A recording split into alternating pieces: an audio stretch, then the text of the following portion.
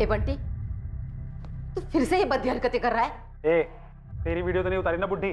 चल निकल यहाँ से, हवा आने दे थोड़ी। और सुन, अगर किसी से शिकायत की ना तो किसी दिन काट डालूंगा। चल निकल।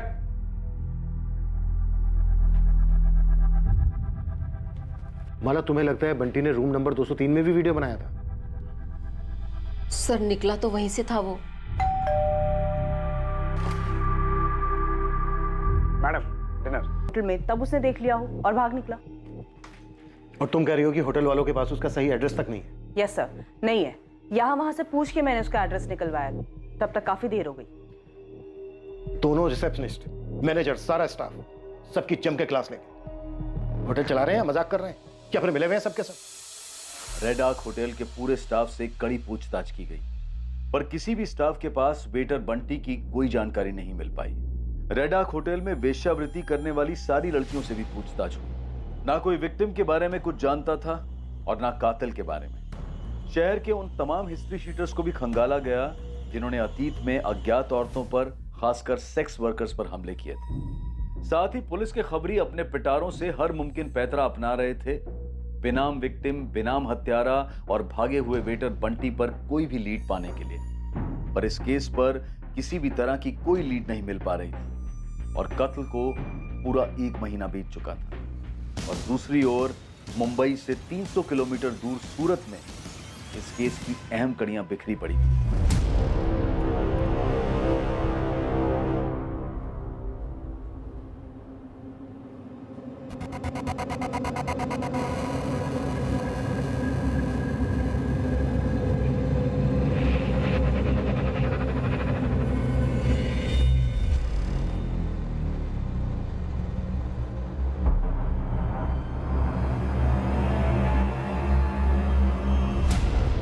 ड्राइविंग लाइसेंस पे सूरत का एड्रेस है। पूरे चांसेस हैं कि ये सूरत में बना होगा। तो हो सकता है ये कातिल भी सूरत का हो। यस सर, किसी एडल्ट डेटिंग साइट के जरिए या फिर किसी एस्कॉर्ट सर्विस के जरिए सेक्स वर्कर को मंगवाया हो, अपनी विकृति पूरी कर ली और वापस सूरत चला गया होगा। सस्पेक्ट और विक्टिम दोनों की फोटोग्राफ सूरत पुलिस हेडक्वार्टर में भिजवा दो, अपने सभी थानों में भिजवा देंगे सर। और वेटर बंटी पर क्या लीड है? बंटी के कॉल रिकॉर्ड्स निकाले मैंने सब, पर शक करने जैसा कुछ भी नहीं है। फरीदा, खबरी राजू को बोलो कि वेटर बंटी के साथ साथ विक्टिम की आइडेंटिटी की लीड पता करने पर भी लग जाए। Right sir.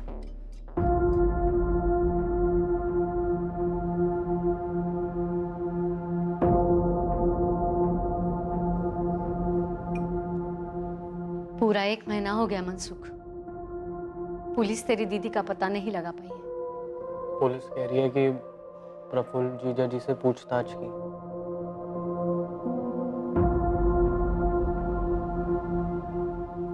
मैं कह रही हूँ प्रफुल्ल जिम्मेदार नहीं है, और तेरी बहन में ही था। तूने बाकी सब कुछ पुलिस को बता दिया? वो बहुत पहले का था मम्मी।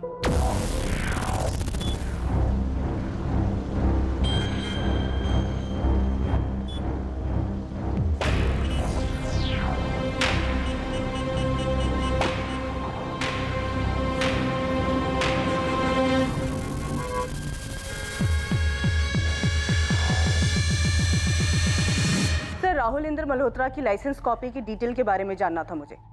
ये रिक्वेस्ट मैंने काफी पहले डाली थी, 4 हफ्ते हो चुके हैं। हाँ, वो 2002 के पहले का रजिस्ट्रेशन है ना, बुकलेट लाइसेंस, इसलिए ऑनलाइन नहीं मिला। मैडम, हजारों फाइलों में से ढूंढकर हमने इसे निकाला है, इसलिए थोड़ा वक्त लगा। इस राहुल इंद्र मल्होत्रा ने जो एड्रेस डाला है 13/9 केसरबाग, इस एड्रेस पे हरिओम रावल रहता है, जिसके नाम पे ये लाइसेंस 17 साल पहले बना था। तब ये हरिओम 18 साल का था। आप इसकी एक कॉपी मुझे फैक्स कर दीजिए।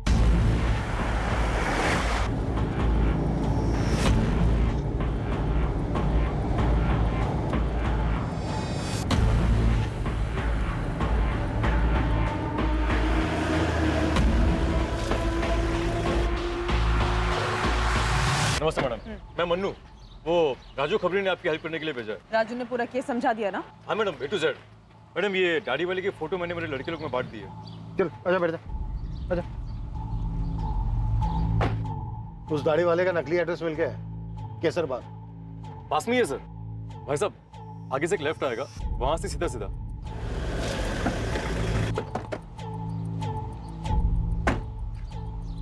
हीरा पटानो, ये रहा सर। ठीक है बन्नू, तब तक आसपास तू ये फोटो घुमा। ठीक है? ठीक है सर।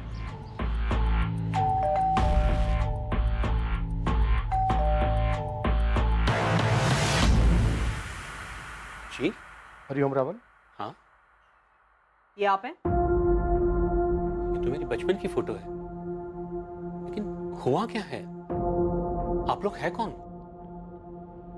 साहब, छोटा मुंह बड़ी बात, लेकिन भाभी के बिना ऐसा कब तक चलेगा? मुझे तो खाली यही 2 सब्जी बनाने को आती है, वो भी भाभी ने ही सिखाया है। साहब, भाभी कहाँ चली गई? क्या पता बाबू, खुद चली गई है या फिर सोचता हूं तो मेरा दिमाग सुन पड़ जाता है। और वो उसका भाई मनसुख, वो मेरे ऊपर शक कर रहा है, पुलिस को मेरा नाम बता रहा है। वो छोड़, ये ले जाओ, मैं दुकान जा रहा हूं।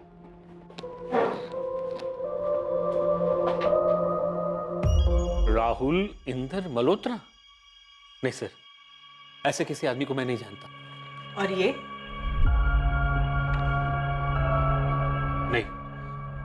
नहीं मैम, नहीं जानता हूं मैडम इसे। वैसे ये तस्वीर इतनी साफ भी नहीं कि मैं अच्छी तरह पहचान सकूं इसे। हरिओम, अच्छे से याद करके बताओ, आपने अपना ड्राइविंग लाइसेंस किसी के हाथ में दिया?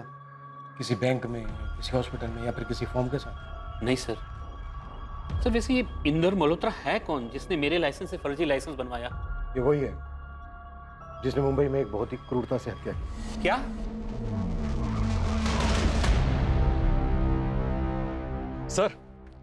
सर मैंने पूरे मोहल्ले में राउंड मार लिया और सबको इस सीसीटीवी वाला फोटो दिखाया, मगर किसी को पता नहीं है कि ये दाढ़ी वाला इंसान है कौन। फोटो भी तो ऐसी ही है।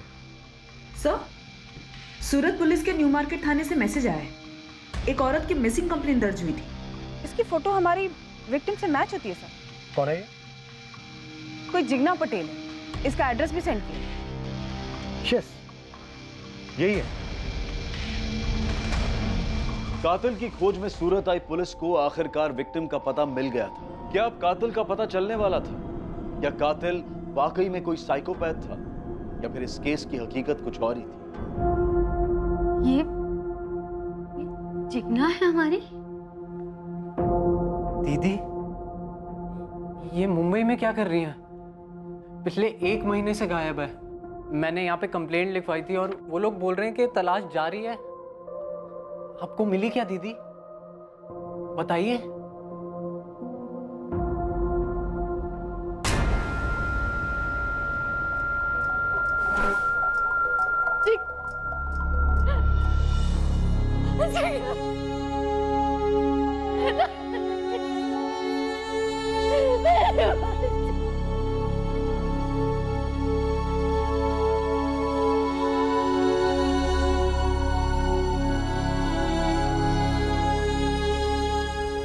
छब्बीस अगस्त की रात तुम कहाँ थे?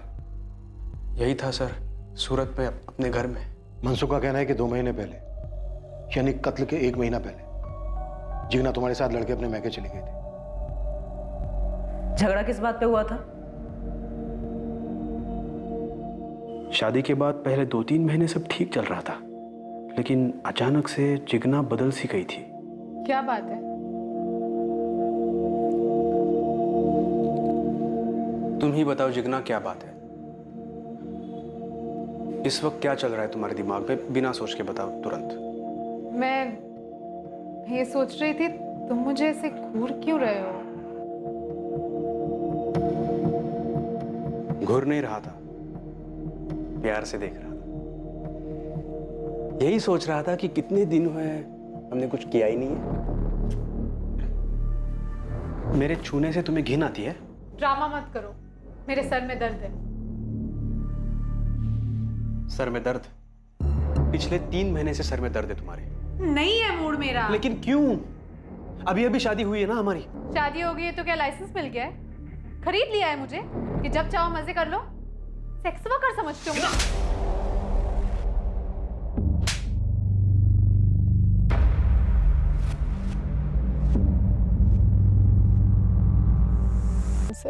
मैं फिर कभी हाथ नहीं उठाऊंगा, हाथ जोड़ता हूं Jigna. I am sorry. Please घर लौट आओ। देखो, हम सब नए सिरे से शुरू करेंगे। लेकिन उससे पहले मुझे तुमसे एक जरूरी बात कहनी है। तो घर आके भी कह सकती हो ना। आज ही लौट आओ प्लीज। नहीं, मुझे थोड़ा वक्त चाहिए। और सही वक्त आने पर मैं तुम्हें वो बात भी बताऊंगी। जिगना ने तुमसे कहा कि उसे तुमसे कोई जरूरी बात कहनी है। क्या बात थी वो जो वो तुमसे कहना चाहती थी? वो बात कभी हुई ही नहीं सर। उस दिन वो हमारी आखिरी मुलाकात थी। फिर 28 अगस्त को मनसुख का मुझे कॉल आया। बोल मनसुख। नहीं, तेरी दीदी तो घर नहीं आई। बात क्या है? क्या? परसों जिगना ये कहकर गई थी कि वो मेरे घर आ रही है। जिगना का भाई मनसुख तो यही कह रहा है। ऐसे कैसे हो सकता है सर? उसने मुझे फोन तक नहीं किया। सर जब दीदी इनसे लड़कर आई थी तो घर में काफी हंगामा हुआ था। अरे एक थप्पड़ मारा तो कौन सा पहाड़ टूट पड़ा? ये तुम कह रही हो मम्मी? पूरी जिंदगी पिटने के बाद? बकवास मत कर। वो तेरे और मेरे पापा के बीच की बात, समझी? कम से कम तेरे जैसे मुंह तो काला नहीं किया ना। मैंने कुछ गलत नहीं किया है रवि के साथ। तो क्या रवि के बारे में प्रफुल्ल को बताया या मैं बताऊं? अरे नहीं मम्मी, तुम क्यों बीच में पड़ रही हो? प्रफुल्ल जीजा जी को दीदी पे हाथ नहीं उठाना चाहिए था। दीदी ने कुछ गलत नहीं किया है। गलत किया है। शादी के पहले ही रवि के बारे में प्रफुल्ल को बताना चाहिए था, और अब तो बताना ही चाहिए जब वो लौट आया है। ये रवि कौन है? वो सर शादी से काफी पहले की बात थी। दीदी इस रवि को लेकर सीरियस थी और बाद में उनका ब्रेकअप हो गया था। क्या? जिगना ने मुझे कुछ बताया क्यों नहीं? और ना ही तुम लोगों ने? बताने वाली बात ही नहीं थी। लेकिन तुमने अभी भी बताया कि तुम्हारी माँ ने कहा था कि रवि लौट आया है। तो क्या रवि और जिगना फिर से मिलने लगे थे? नहीं सर, ऐसा कुछ नहीं था। कहाँ रहता है रवि और काम क्या करता है? हाँ, मैं वेट कर रही हूँ। मुझे एग्जैक्ट फ्लाइट की डिटेल्स निकाल के दो। ये रवि नर्स है? जी सर, मेल नर्स है, ऐसा दीदी ने बताया था। और वो डॉक्टर्स को सर्जरी वगैरह में असिस्ट करता है। कहाँ काम करता है रवि? इसका कोई घर का एड्रेस है? एड्रेस तो नहीं मालूम, लेकिन दीदी ने बताया था कि LNC हॉस्पिटल में काम करता है। लेकिन सर मुझे ये समझ में नहीं आ रहा है कि मेरी वाइफ मुंबई कैसे पहुंची और ये सब हुलिया। सर ये सब क्या चल रहा था? सर 26 अगस्त शाम 7 बजे जिगना फ्लाइट नंबर AS201 से मुंबई गई थी। एयरलाइन ने बुकिंग डिटेल भेजी है। सर लेकिन मुझे कुछ नहीं बताया था जिगना ने मुंबई के बारे में। और हमें दीदी ने बोला था कि वो अपने घर वापस प्रफुल्ल के पास जा रही हैं। कहाँ जा रही हो दीदी? मैं वापस अपने घर जा रही हूँ। मेरी प्रफुल्ल के साथ सुलह हो गई है। इससे अच्छी खबर तो सालों में नहीं सुनी मैंने। बाकी का सामान मनसुख के हाथ भिजवा दूं? नहीं, 2-3 दिन बाद मैं खुद आकर लेके जाऊंगी। चलती हूँ, बाय। और एयरपोर्ट से सीधा रेड आर्च होटल पहुंची होगी। पर सवाल यह है कि क्यों, और वो भी एक एस्कॉर्ट के रूप में। माजरा क्या है?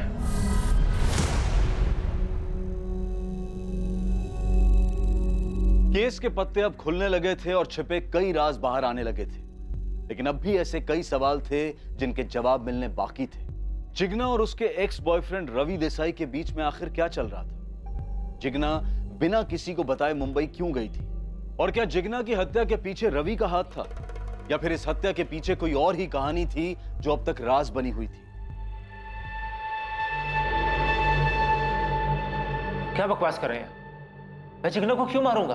मैं प्यार करता था उससे। सुबह 8 बजे इसने एक सर्जरी करनी थी और सुबह 4 बजे ही हमें गैर कानूनी ठेके से। मैं अपनी शिफ्ट कैंसिल करने वाला था। इतना पीकर बिना सोए सर्जरी में जाऊंगा, इतना बड़ा बेवकूफ नहीं हूं मैं। बेवकूफ नहीं है तू, बल्कि बेहद शातिर है। पहले ये बता, जिगना से कैसे मिला था? जिगना की शादी के 1 साल पहले तुम दोनों का ब्रेकअप हो गया था। हाँ, और हम उससे भी पहले मिले थे, 4 साल पहले। यहाँ नहीं, महसाना में। महसाना में क्या था? जिगना अपने मम्मी की नी रिप्लेसमेंट सर्जरी कराने आई थी। वो लोग वहीं रहते थे, मैं भी वहीं रहता था।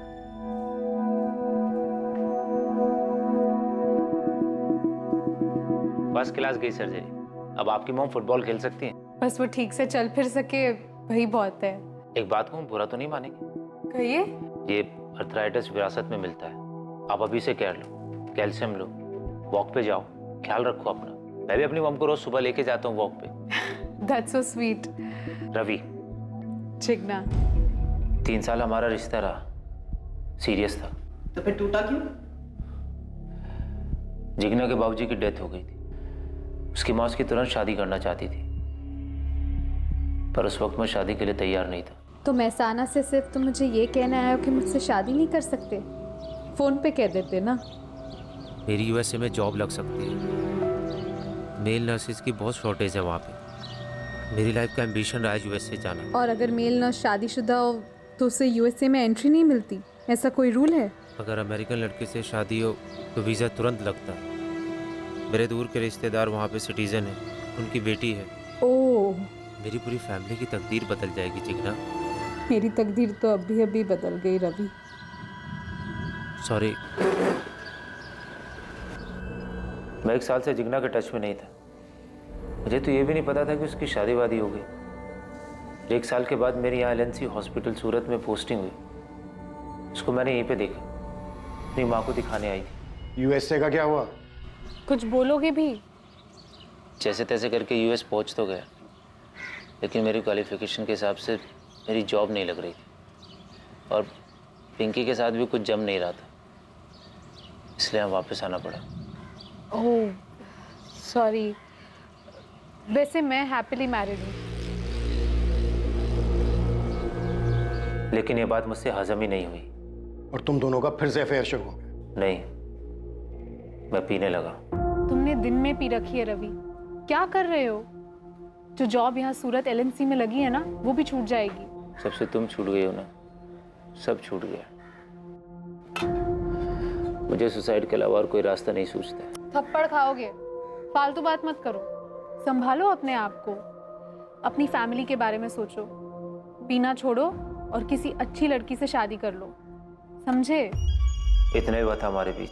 नहीं, जिग्ना मुंबई गई, तू मुंबई गया? जी नहीं, मैं मुंबई नहीं गया था। तो फिर 26 अगस्त की रात को तू कहां था? किसके साथ था? 26 अगस्त कहाँ था?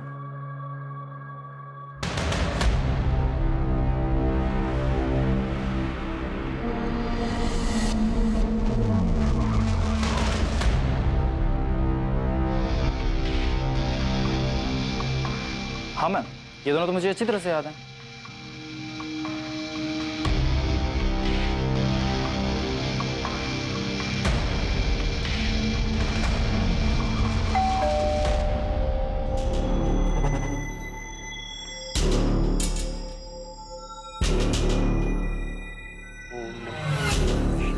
बाबा,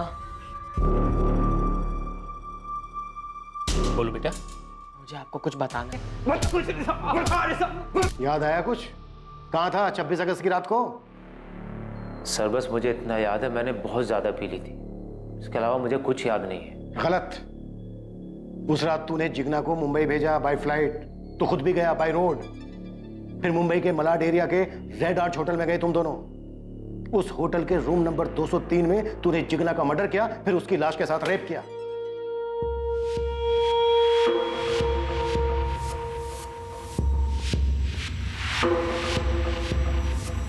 मैं एस्कॉर्ट बनने का क्या माजरा था? तू उसे धंधे पर बैठाने की सोच रहा था? जिग्ना मुंबई क्यों आई थी सुलिये में? यही तो मैं आपसे पूछना चाहता हूं, क्यों? वो भी मेरे साथ रूम में। आप लोगों ने होमवर्क ठीक नहीं किया है। पता नहीं उसके और मेरी आखिरी मुलाकात में क्या हुआ था। रवि, ये हमारी आखिरी मीटिंग है। मैं अब तुमसे नहीं मिलूंगी। मेरी मैरिड लाइफ अफेक्ट हो रही है। एक दोस्त होने के नाते मुझे जो करना चाहिए था मैंने किया, तुम्हें सहारा देकर। अब तुम खुद संभालो। All the best. नहीं नहीं, देखो तुम्हें अपनी मैरिड लाइफ डिस्टर्ब करने की जरूरत नहीं है। बस मुझे छोड़ के मत जाओ। हम पुरानी क्वेशन मेंटेन कर सकते हैं। इतनी जोर से मारा था, सोचा नहीं था किसी लड़की में इतनी ताकत हो सकती है। बहुत होती है मिस्टर। अच्छा ये बताओ, और कुछ हुआ था उस दिन? एक और आदमी था जो उन दोनों पर नजर रखे हुए था। अभी याद आया। कौन आदमी?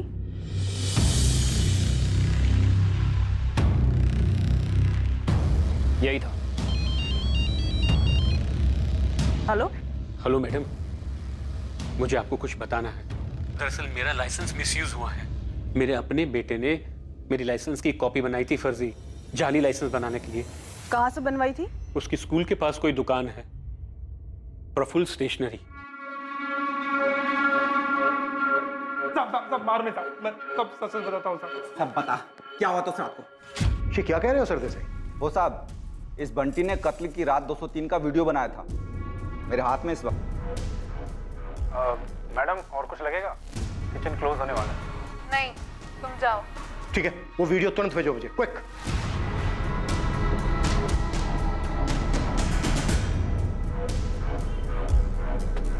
मैडम स्कैल्पेल तो ये भी बेचता है। प्रफुल्ल पटेल, तुम बच्चों की किताबें बेचने के अलावा फोटोकॉपी भी करते हो, बायोलॉजी बॉक्स भी बेचते हो जिसमें स्कैल्पेल भी होता है। बाबू सच बोल, तेरी मालकिन का भयंकर तरीके से मर्डर हुआ है। ये देख। साहब, मैंने आपसे झूठ बोला कि उस रात प्रफुल्ल साहब घर पर ही थे। दरअसल शाम को वो बैग पैक करके कहीं निकल गए और अगले दिन सुबह लौटे। नमस्ते साहब। बाबू, किसी ने फोन किया था, पूछा मेरे बारे में? नहीं तो साहब। मेरे लिए नहाने का पानी गर्म करो। हाँ ठीक है साहब। नहीं, तुम जाओ और सुबह तक डिस्टर्ब मत करना।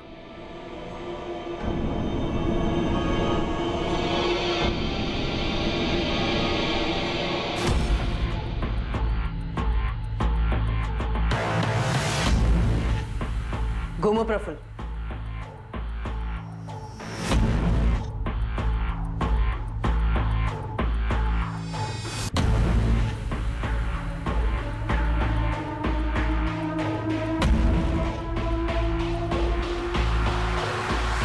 प्रफुल्ल पटेल, सारे सीसीटीवी कैमरास को पीठ दिखा के तूने हमें धोखा दिया। अब देख, तेरी पीठ ने ही तुझे पकड़वा दिया। मैं रवि के बारे में सब जानता था सर। मैं एक अरसे से पीछा कर रहा था जिग्ना का। प्रफुल्ल, मैं मानती हूँ मेरी गलती है, मुझे तुम्हें पहले ही बता देना चाहिए था, लेकिन मैं उसे पूरी तरीके से भुला चुकी हूँ। वो मेरे लिए एक याद तक नहीं बना। देखो, मैं अब तुमसे और सिर्फ तुमसे प्यार करती हूँ। और सेक्स सिर्फ उससे करती हो? नहीं। जब रिश्ता था तुम्हारा, सेक्स होता था ना? सीरियस रिलेशन था, और हाँ, सेक्स भी होता था। जिग्ना, तुम पहली औरत हो मेरी लाइफ में। मेरे लिए सब कुछ तुम ही थी। अब भी हूँ प्रफुल्ल। तुमने जो देखा वो कुछ भी नहीं था। अब कैसे समझाऊं तुम्हें? रवि अचानक से मेरी लाइफ में वापस लौट आया, लेकिन हमारे बीच में ऐसा कुछ भी नहीं है। झूठ बोल रही हो तुम जिग्ना। उसके बाद मैंने उसे फोन पे बहुत पटाया, माफी मांगी, तब जाके वो मुझसे मिलने आई। प्रफुल्ल, मैं चाहती हूँ हम दोनों सब कुछ भुलाकर एक नए सिरे से शुरू करें, और तुम मुझ पर कभी हाथ नहीं उठाओगे, और रवि को लेकर कोई सवाल जवाब नहीं करोगे। नहीं करूंगा, प्रॉमिस। जिग्ना, मैं भी नए सिरे से हमारा रिश्ता शुरू करना चाहता हूं, लेकिन मेरी एक छोटी सी विश है जो तुम्हें पूरी करनी होगी। क्या? देखो, मुझे लगता है कि हम दोनों के बीच में, खासकर बेडरूम में, काफी टेंशन सा रहा है। आज के बाद ऐसा कभी नहीं होगा, आई प्रॉमिस। जिग्ना, मुझे मेरी एक सीक्रेट फैंटेसी पूरी करनी है। कोई सुनेगा तो गलत लगेगा, लेकिन ऐसी कौन सी फैंटेसी है? मैं भी तो सुनूं। मुझे रोल प्ले करना है। कैसा रोल प्ले? जैसा हम दोनों किसी अलग शहर में अजनबी बन के मिले, तुम ग्लैमरस कॉल गर्ल हो और मैं स्टाइलिश क्लाइंट। लगता है मेरी गैर हाजिरी में तुम्हारा दिमाग कुछ ज्यादा ही चल रहा है। जिग्ना, प्लीज, मुझे सिर्फ ये एक फैंटेसी पूरी करनी है। देखो, एक बार हमारी फैमिली शुरू हो जाएगी ना, तो ये सब हो नहीं पाएगा। प्लीज ना मत करो, प्लीज। प्रफुल्ल, मैं प्यार करती हूँ तुमसे, और अगर तुम्हें इससे खुशी मिलेगी तो व्हाई नॉट। हम प्यार करने वाले पति पत्नी हैं, हमारे बीच में सब जायज है।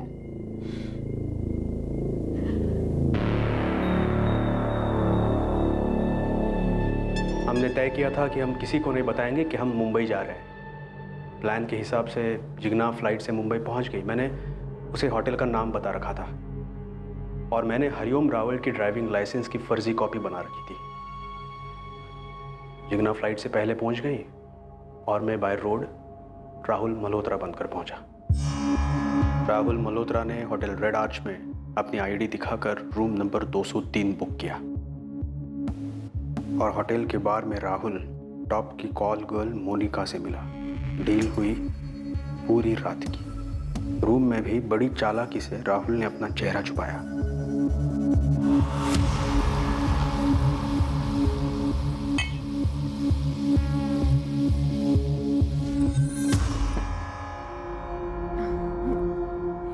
प्रफुल्ल, मुझे चक्कर आ रहे हैं। अब ये रोल प्ले बंद करते हैं ना प्लीज, और आगे कुछ करते हैं।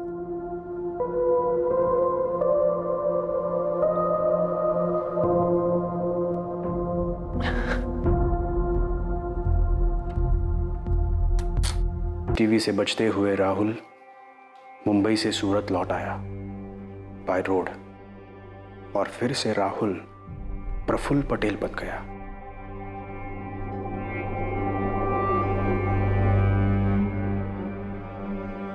प्रफुल्ल, तुझे अभी भी यकीन नहीं है कि शादी के बाद जिग्ना का राहुल के साथ कोई गलत संबंध नहीं था? नहीं। प्रफुल्ल पर अपनी पत्नी जिग्ना के साथ बलात्कार करने और कत्ल के चार्ज लगे हैं और मुकदमा बहुत जल्द शुरू होने की उम्मीद है। जिग्ना के भाई और मां को इस बात को स्वीकार करने में समय लगेगा कि जिग्ना अब इस दुनिया में नहीं रही। और दूसरी तरफ रवि अपनी जिंदगी को यादों के शिकंजे से छुड़ाकर पटरी पर लाने की कोशिश में है। साथ ही वो अपनी शराब की लत को छुड़वाने का इलाज करवा रहा है। पर शक की लत का कोई इलाज नहीं। इससे बचने का शायद सबसे अच्छा तरीका यही है कि इस भयंकर रोग को अपने दिमाग में घर बनाने ही ना दिया जाए। लेकिन कहना जितना आसान है, करना उतना ही मुश्किल है।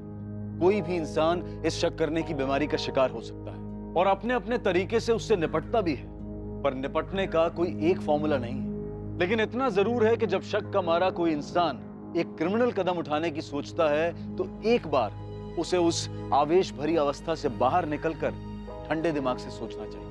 सोचना चाहिए कि इस भयंकर कदम का अंजाम कितना भयंकर होगा, क्योंकि किसी भी सूरत में आप कानून के साथ आंख में चोली नहीं खेल सकते। अब मैं अनूप सोनी आपसे विदा लेता हूं, फिर मुलाकात होगी एक और नए केस के साथ। देखते रहें क्राइम पेट्रोल सतर्क, सोमवार से शुक्रवार रात 11 बजे। और याद रखें, क्राइम और आपके बीच में सिर्फ इतना फर्क है कि आप कितने सतर्क हैं। सतर्क रहें, सुरक्षित रहें।